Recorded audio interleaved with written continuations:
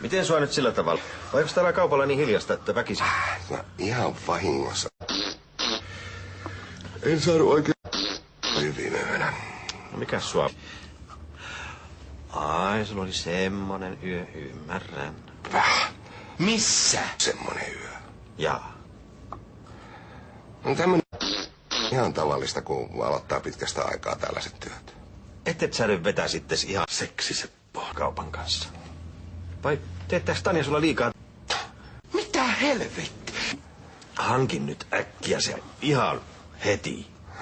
Joo. No ei mulla mitään. Homoja.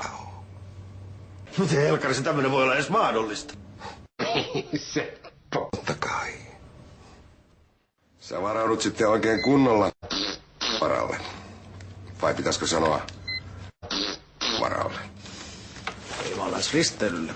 Yhden viehättävän naisen kanssa. Sä oot melkoinen sonne. Kyllä mä luulen.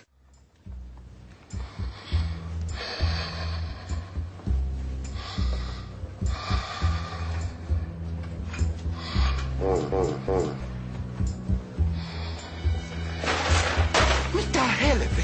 Hei! Seis! Ismo! Voi hemmeli, rotat. Miksi sä oot jättänyt kaupan tyhjille? No joku jolppi varasti täältä kaljapakin. Mä juoksin perään, mutta en saanut sitä kiinni. No avoimet ovet sitten vaan kaikille varkaille. No et säkään olis terävimmilläsi, jos olisit just.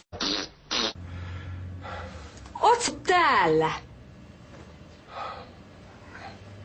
Mä en taida olla sun silmissäsi mikään kympin malli. Ismo kulta, kun mä haluan, että sä oot kymppi.